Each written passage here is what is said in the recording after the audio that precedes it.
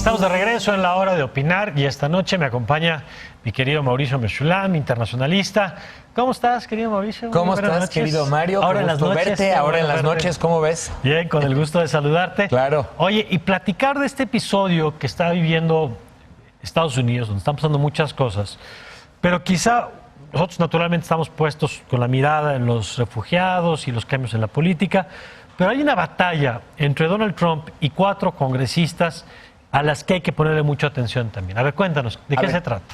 Yo empezaría por esto, fíjate. Sí. Trump lleva la conversación a donde la quiere llevar. Ese es un primer... Esto lo tenemos que entender. O sea, si Trump está hablando de inmigración, sí, es porque ahí quiere que nos enfoquemos. Es un superpoder. Grandes redadas en contra de los inmigrantes es porque ahí quiere que nos enfoquemos. Ahora, a través de Twitter, o sea, esto lo digo para expertos como tú en temas de comunicación, es Mario. Es fascinante cómo logra. A través de su Twitter empieza a orientar la conversación hacia estas 4 congresistas. ¿Quiénes son? Primero, nada más para tratar de dejar claro. Estamos hablando de 4 mujeres que es su primera ocasión que son congresistas, ganaron en las elecciones de noviembre. ¿Que no son blancas? No son blancas. Las 4 tienen orientación bastante tildando hacia la izquierda, algunas de ellas abiertamente favorecen el socialismo o medidas progresistas. Son así las llaman, the squad, ¿no? Las progresistas. Y una de ellas muy joven, por cierto. Sí. Alexandra Ocasio-Cortez. Ocasio-Cortez, que además han tenido mucha penetración en audiencias jóvenes, en electores también jóvenes. También a través de teléfono, a través de redes sociales. 2 de ellas son musulmanas. Estás hablando de Rashida Tlaib, que es hija de palestinos, aunque nacida en Estados Unidos. Tienes a Ilhan Omar, ella sí es refugiada de Somalia. Obviamente musulmana, nacionalizada, ciudadana y claro, congresista. Naturalizada y congresista. Ajá. O sea, todas son electas bajo el debido proceso y ciudadanas estadounidenses, claro, ¿no?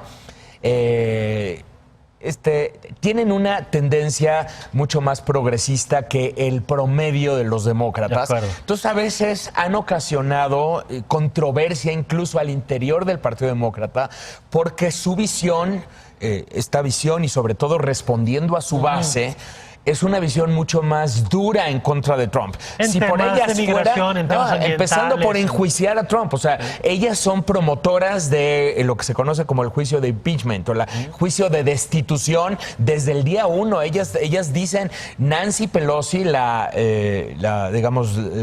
presidenta, la líder demócrata en el Congreso y la vocera del Congreso. Le exigen enjuiciar a Trump desde el principio y Nancy Pelosi tiene que balancear distintos intereses porque hay demócratas que son más de centro, demócratas más moderados o que responden ante distritos más conservadores. Que son distritos más conservadores y que si bien pertenecen al Partido Demócrata tienen que equilibrar distintos intereses, ¿me explico? Sí. Entonces, estas congresistas frecuentemente tienen tensiones con otros miembros del Partido Demócrata. En el caso de Ilhan Omar y el caso de Rashida Tlaib, han criticado el posicionamiento del gobierno estadounidense a favor de Israel, por ejemplo, y esto ha generado a veces controversia incluso al interior del Partido Demócrata, muchas veces por el lenguaje que han llegado a utilizar. Han llegado a decir que hay lealtad doble, pareciera que hay lealtad doble por parte de muchos judíos estadounidenses a favor del Estado de Israel y entonces muchos dicen, no, es que están utilizando un tropo antisemita, o sea, una modalidad antisemita y entonces se han tenido que disculpar. En fin, entonces, ahí están, generado... 4 mujeres nuevas en el Congreso. Exacto, que han tenido... formaciones con orígenes diversos. Exacto. Y de pronto Donald Trump ¿Qué pasa? Irrumpe en su contra, porque efectivamente estamos en un momento de tensión entre ellas y Nancy Pelosi. Y toma partido Trump. Y toma partido Trump, y entonces se mete en la riña demócrata y les dice, bueno, estas 4 congresistas deberían regresarse a sus países. Pero fíjate lo que está diciendo. Está diciendo que no son estadounidenses. Deberían regresarse a sus países y deberían, que además son países corruptos, que además tienen gobiernos autoritarios, represivos, y deberían ahí arreglar las cosas y luego regresen aquí y enséñenos cómo se arreglan las cosas en esos países, porque Estados Unidos, dice Trump, todo por Twitter, Estados Unidos es la nación más grande y poderosa del mundo y no van a ustedes a venir a decirles aquí a los americanos cómo se hacen las cosas. Y si no están a gusto aquí, váyanse. Y si no están a gusto aquí, váyanse. Entonces, ¿aquí a dónde está llevando la conversación Trump? Esencialmente les está diciendo extranjeras. A quienes nacieron en Estados Unidos. Incluso 3 de ellas que nacieron en Estados Unidos les está diciendo extranjeras por ser hijas de inmigrantes o por ser... Una de ellas, bueno, es una afroamericana que ha crecido en Chicago. La otra es latina. La otra es latina, del Bronx. La otra es hija de palestinos, pero nació y ha crecido en Detroit. La otra efectivamente viene de Somalia, pero es naturalizada. Entonces, el hecho de decirles extranjeras, claro que ha levantado mucha controversia. Porque remite a la idea de quién es estadounidense. ¿Quién es estadounidense y quién no? Pero ahora vamos a entrar un poco más. ¿Por qué Trump quiere llevar el debate a ese punto? Trump está nuevamente apelando a una base que piensa como él. Este es el tema. Recordemos que el tema de inmigración, el tema de fronteras abiertas, el tema del peligro de los extranjeros invadiendo el país es uno de los temas principales entre el electorado estadounidense. Ya no solamente entre la base de Trump, sino en general en el electorado estadounidense. Hay muchos, incluso demócratas, que no piensan como Trump de ninguna manera, ni piensan que son extranjeras, pero que sí coinciden Mauricio, en que Estados Unidos está permitiendo demasiados inmigrantes. Pero entendiendo eso, una cosa es el migrante que hoy tú o yo vamos a vivir a Estados Unidos y que representa una persona de otro país que va a vivir a Estados Unidos. Exacto. Ese es su nivel de discusión. Lo que él está diciendo es que no importa si naciste en Estados Unidos, sino el origen. ¿De dónde son tus padres? Pero es que, repito, hacia allá llevas la conversación. Claro, pero está corriendo la línea todavía mucho más. Y porque de alguna forma este discurso ha estado presente en muchas partes de Estados Unidos, está presente de manera cotidiana. O sea, te ven de cierto color de la piel y te dicen regrésate a tu país. Pero ese ya no es un país. Es decir, es la idea de un país de puras personas blancas, anglosajonas. Como cumbre del Partido Republicano. Que por cierto, esa es la respuesta que le da Nancy Pelosi. Nancy Pelosi le dice el Make America Great Again, o sea, el lema de Trump de hacer a Estados Unidos grande otra vez, en realidad significa Make America White Again. Hacer a Estados Unidos blanca otra vez. Entonces, claro, Trump está apelando a una base que considera cualquier rasgo distinto o diverso como un rasgo extranjero, intentando provocar este miedo, porque además, insisto, no solamente lo liga con extranjeros, sino que las está ligando con gobiernos corruptos, gobiernos autoritarios, y a una de ellas le dice apoyadora de Al-Qaeda, apoyadora del terrorismo, porque haciendo alusión a una entrevista que tuvo en 2013, Ilhan Omar, donde no dijo lo que Trump dice que dijo, pero acuérdate que estamos en tiempos de posverdad. Tú llevas la conversación a donde la quieres llevar, independientemente que lo haya dicho o no. Sí habló de Al-Qaeda, efectivamente, pero Trump malinterpreta sus declaraciones. Ahí está la entrevista, puede ser escuchada. Y la hace como si ella hubiera defendido como si hubiera defendido a Al-Qaeda. Y refiere al 11 de septiembre, exacto.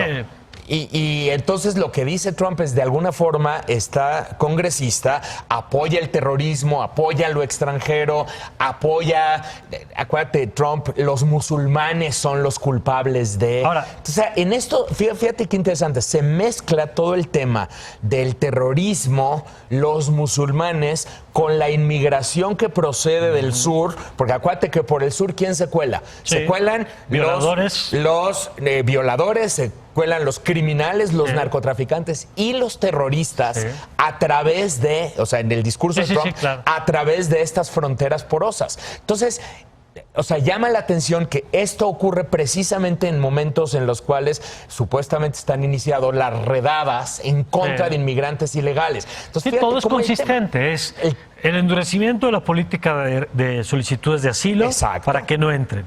Las redadas para sacar a los que están aquí ilegalmente y además el debate sobre el origen de quién es verdaderamente estadounidense. Quién es estadounidense y quién no. Y además, de paso, metiéndose en la disputa interna al interior del Partido Demócrata porque sabe que Nancy Pelosi tiene que equilibrar las fuerzas. Nancy Pelosi como la lideresa. Bueno, y ahí tiene que cerrar filas también con sus... Y las está cerrando, claramente las está cerrando a favor, obviamente, de sus de las miembros de su partido. Con lo que nos has contado creo que está muy claro. Ahora, déjame preguntarte, ¿cuáles son los efectos de esta nueva estrategia, de esta nueva ofensiva? Porque yo pensaría que sí está cruzando líneas donde buena parte de ese país o es hijo directo, o son migrantes, o son hijos de migrantes, empezando por su propia esposa, que es migrante. Es decir, no está a la hora de hablarle a esta base, no se está radicalizando de tal forma que sí gana los grupos, estos nacionalistas, blancos, racistas, que deben estar eufóricos de tener un presidente que dice eso, pero no está perdiendo también un sector amplio del electorado. Mira, esto le funcionó, o sea, y quiero ser muy insistente en esto. Esta estrategia de llevar la conversación a este lugar le funcionó muy bien en 2016. Dijo cosas muy similares, no es muy diferente. Digo, ahora el ataque está en contra de 4 congresistas electas. Claro, votadas. Pero el tipo de tropos, estos usos del lenguaje, son muy similares a los que utilizó durante 2016 y le funcionó. Obviamente, tienes una base blanca, supremacista, nacionalista, pero tienes lo que yo llamaba en aquel entonces el pequeño Trump que muchos estadounidenses llevan dentro.